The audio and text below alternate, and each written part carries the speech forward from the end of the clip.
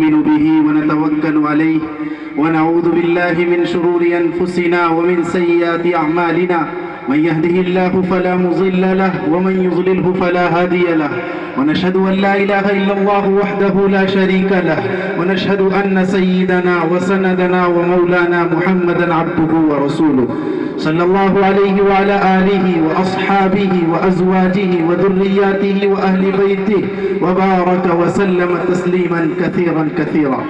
أما بعد فأعوذ بالله من الشيطان الرجيم. بسم الله الرحمن الرحيم.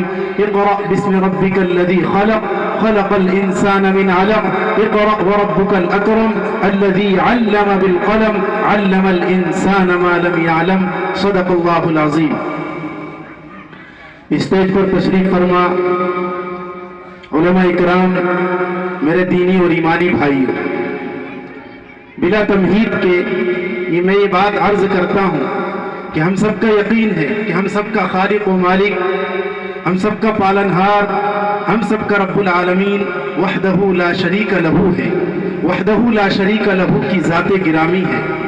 اس وحدہ لا شریک لہو نے ہمارے پاس میسج پہنچانے کے لیے، پیغام دینے کے لیے، اس سے تعلق کو مضبوط کرنے کے لیے اللہ رب العالمین نے جناب محمد الرسول اللہ صلی اللہ علیہ وسلم کو ہمارے درمیان مبعوث فرمایا.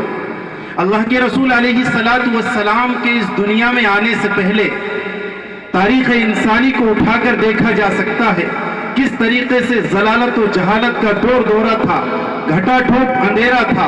انسان کو انسانیت کی عزت نہیں دی جا رہی تھی، لڑکیوں کو زندہ زمین کے اندر درگور کیا جا رہا تھا اور ہزاروں بتوں کو پوجا جا رہا تھا، کعبۃ اللہ کو صنم خانہ بنایا جا رہا تھا. ایسے ماحول کے اندر، ایسی فضا کے اندر اللہ رب العالمین نے قرآن کریم کے اندر اپنے رسول پاک علیہ السلام سے یہ نہیں فرمایا اے میرے نبی، لڑکیوں کو زندہ زمین کے اندر درگور کیا جا رہا ہے، اس کا خاتمہ کر دیجئے. ضلالت و جہالت اور بت پرستی اور خانہ کعبہ کو صنم خانہ بنایا جا رہا ہے، اس کا خاتمہ کر دیجئے. پیڑوں کی پوجا کی جا رہی ہے، اس کا خاتمہ کر دیجئے.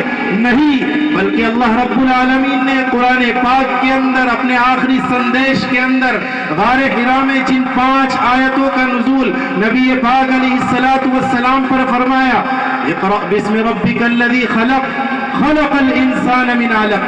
پڑھیے اپنے اس رب کے نام سے، اس کی ذات و صفات پر یقین رکھتے ہوئے جو کریٹر ہے. خلق الانسان من علق، جس نے انسان کو خون کے لوتھڑے سے پیدا کیا، خون کی ایک پھٹکی سے پیدا کیا. اقرأ وربک الاکرم، پڑھیے آپ کا رب بڑا کرم فرما ہے. الذی علم بالقلم، جس نے قلم کے ذریعے سے علم سکھایا. علم الانسان ما لم یعلم، انسان کو ان چیزوں سے واقف کرایا جن سے وہ واقف نہیں تھا. لوگوں، نبی پاک علیہ السلام پر قرآن کریم کی جن 5 آیتوں کا سب سے پہلے نزول ہوا، گویا کہ اس دھرتی کے اوپر اللہ رب العالمین کا آخری نبی پر جو سندیش آیا وہ اقرا، پڑھیے پڑھیے. اس لیے کہ پڑھیں گے تو میدان عمل میں آئیں گے، پڑھیں گے تو عمل کرنا سیکھیں گے، اور پڑھیں گے تو جذبہ جہاد سیکھیں گے، پڑھیں گے تو لوگوں کو سکھائیں گے. اور میرے آقا نے فرمایا خیرکم من تعلم القرآن وعلمہ، کہ اس دھرتی پر بسنے والے لوگوں میں سب سے بہترین انسان اور سب سے بہتر شخص ہے تو وہ قرآن کو سیکھنے والا اور قرآن کو سکھانے والا. گویا کہ اقرا کے ذریعے سے عالمی تحریک کی بنیاد رکھ دی گئی. یہ بتا دیا گیا کہ اگر پڑھائی کی باغ دوڑ، اقرا کی باغ دوڑ اگر کسی انسان کے ہاتھ میں ہے، کسی قوم کے ہاتھ میں ہے، کسی ملت کے ہاتھ میں ہے، تو وہ دنیا انسانی کے سامنے چیلنج بن کر اتر رہی ہے. اور اللہ رب العالمین نے اس دھرتی کے اوپر سب سے پہلے ایجوکیشن سسٹم بھیج دیا، تعلیمی نظام بھیج دیا، اور فرمایا اقرأ باسم ربک الذی خلق. فرمایا اقرأ کل مخلوق، یہاں پر مفعول کو ذکر نہیں کیا. فرمایا سائنس پڑھو قرآن کی روشنی میں، میتھ پڑھو قرآن کی روشنی میں، جنرل نالج پڑھو قرآن کی روشنی میں. وقال الرسول یا رب ان قوم اتخذوا هذا القرآن مہجورا، وہی اللہ کے نبی جن پر قرآن نازل ہوا اقرأ بسم ربک الذی خلق، اللہ میاں کے سامنے شکایت کریں گے کہ اے خدا میری قوم نے اس قرآن کریم کو فراموش کر دیا تھا۔ وہی اللہ کے نبی پر قرآن اترتا ہے تو کہتا ہے قل هل يستوي الذين يعلمون والذين لا يعلمون، اے لوگوں کیا یہ سمجھتے ہو کہ جاننے والے اور نہ جاننے والے برابر ہو سکتے؟ ہرگز نہیں ہو سکتے۔